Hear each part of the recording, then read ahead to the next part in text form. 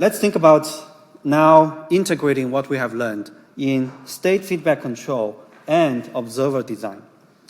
Given a system dynamics, we know that if we can have full access of the state, we can do state feedback control, which can place eigenvalues anywhere that we want if the system is controllable.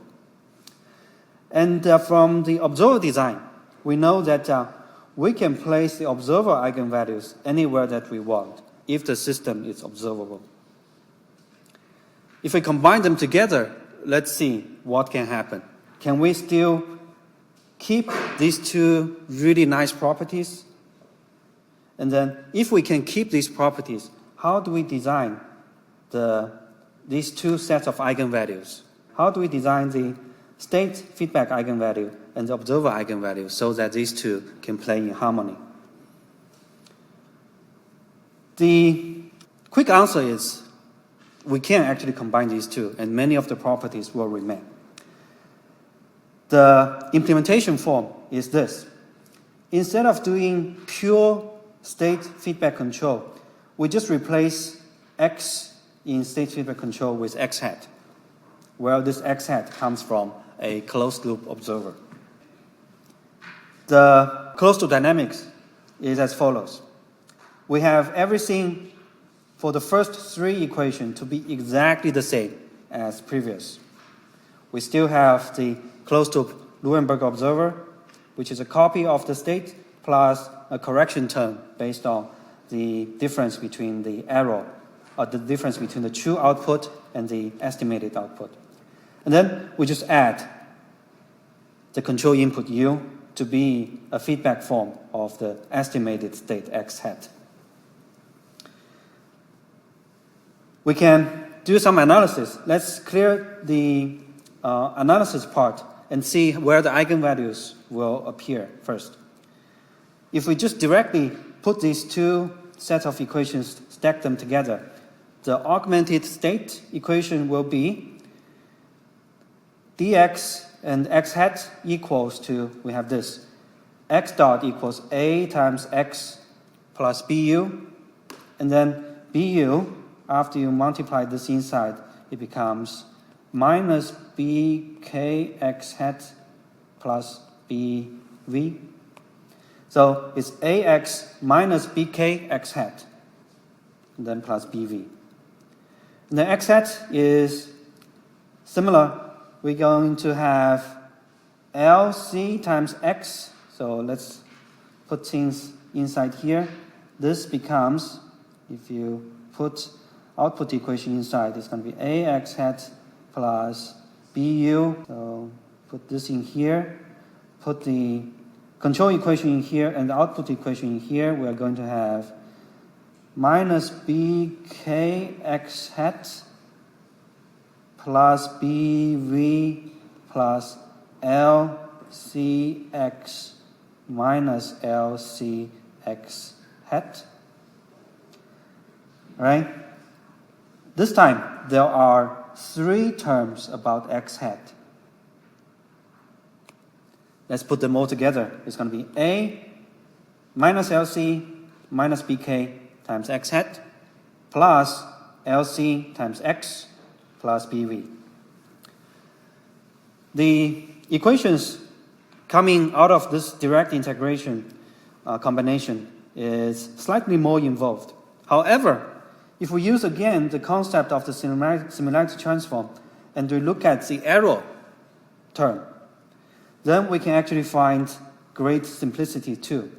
The aerodynamics actually, if you again do our analysis, combine these two together, we're going to have E dot equals AX minus AX hat again, right?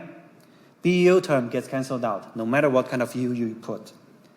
Minus L Y minus CX hat, which equals A minus L C E. So it's actually the same type of aerodynamics for the observer estimate. In other words, we can write the system state equation the full system state equation in this form too. Okay? And this is similar to this after this similarity transform. So from here, we can actually see the distribution of the eigenvalue in here. Part of the eigenvalue come from A minus BK, and the other half come from A minus LC. And the good thing is that these two are completely separated. You see, L doesn't impact the first part of the matrix over here. K, which is the control design, doesn't influence the second part of the eigenvalues over here. These two designs are completely separated. So that's nice. We're going to talk about this a little bit more formally. But you can see this advantage if we choose this kind of observer state feedback control. The implementation is also not difficult either. We have the same type of, we have the plant, we have a copy of the plant, do the observer design of L, and the only new thing is you add, so your input U is negative of K times this estimated state X hat. So I draw a line from here to here, generate the input U, and you can do some external additional input design V over here. So the implementation is not difficult either. The powerful result is this so-called separation theorem. The closed loop eigenvalues are separated into the eigenvalues of A minus BK, which come from only the state feedback control design, and the eigenvalue of A minus LC, which is from the observer design. So if we can design K and L separately, just thinking about where I want to put the state feedback gain, where I want to put the observer gain, then we can just design it based on our separate needs. And if the system is controllable and observable, we can place all these eigenvalues arbitrarily we want. That's a very powerful result. Now, let's come back to the previous question. If this is the mathematical benefits that come out of it, how should we actually design the gains? If we think about it, we know that state feedback is the best that we can do, right? It's perfectly powerful. And then the observer is trying to provide you a good estimate of the true state.